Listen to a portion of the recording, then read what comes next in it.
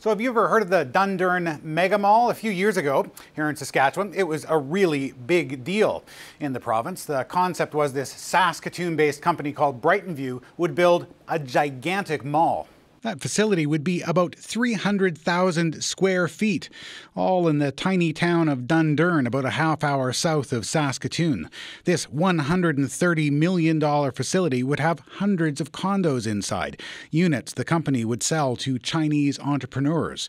Those business people would then immigrate to Canada from China and set up shop at the Dunder Megamall and sell their electronics or home renovation products, whatever, into the North American marketplace.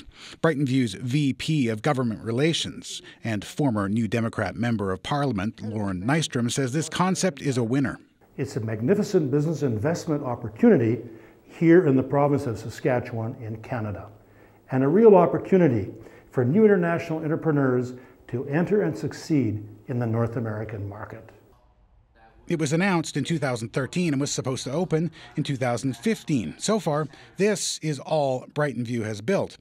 But the company insists the project is not dead. And then in 2014, Brighton View made a similar announcement in Chatham, Kent, Ontario. They even had a groundbreaking ceremony. There's Lauren Nystrom on the far right of that photo. This project was supposed to open in 2016, but nothing's been built and the project appears dead. And then, earlier this month, this. I officially declare the Global Trade and Exhibition Center construction is underway.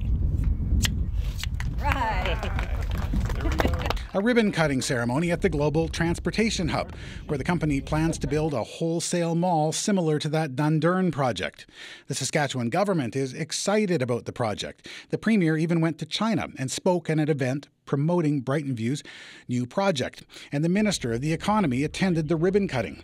I think that everything is looking very positive. I've had some very good discussions with Brighton View as well over the past number of months, and we're really optimistic.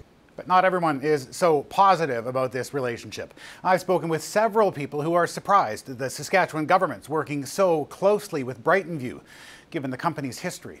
One of those people who are concerned is this man, Richard Z. Now, his beef is not directly with Brighton View, it's with a Toronto company called Canmax, which had been closely affiliated with Brighton View. Canmax companies and Brighton View were founded by the same people, and they have been closely tied to one another. Speaking about Canmax, Z says, they are cheating. So I think the government should take some action because we don't want more people to get cheated by them. Back in 2011, Z hired Canmax to help his sister immigrate to Saskatchewan. He paid the company $25,000. 3 years later, the company had failed to bring his sister to the country, and when he asked for a refund, the company said it was out of money. I realized something really wrong with Canmax. Z approached the Saskatchewan government and asked for all the documents on his file, and he discovered his case had been rejected 2 years earlier. Canmax had submitted a letter to the government from an employer supposedly offering a job to Z's sister. But Z discovered the company didn't exist. Neither did the company's address. So that's why my sister get refused, because this job letter is a fake job letter. In an interview, Canmax said if it submitted fake job letters, that would not be the company's fault. They would have come from a third-party company, not from Canmax directly.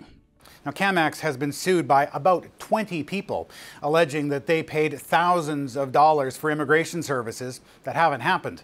The company, in its statements of defense, has said that if people lost money in these arrangements, it's their own fault. The company says it's done nothing wrong.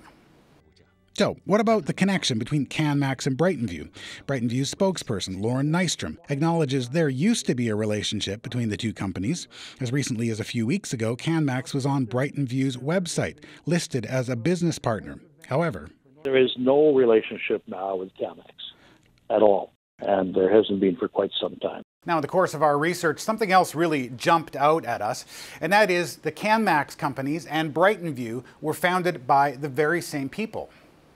Joe Zhao, who's currently Brighton View's CEO, was the founder of a couple of Canmax subsidiaries, in addition to founding Brighton View.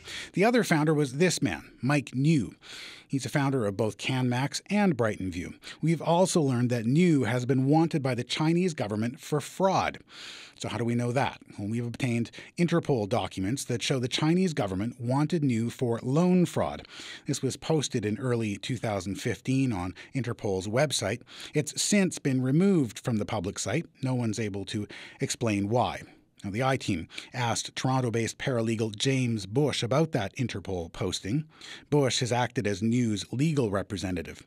He told us that we had information he didn't have access to and/or was not prepared to discuss. Brighton View says it doesn't know anything about that Interpol request either. It does acknowledge Mike New used to be connected to the company. He was an investor. He was a director at one time. He was a person that he's a person that had a lot of contacts.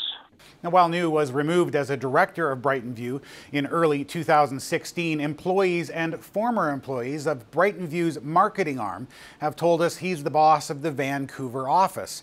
We tried getting in touch with New directly to ask him about all of this. He hasn't responded to our many requests. Geoff Leo, CBC News, Regina.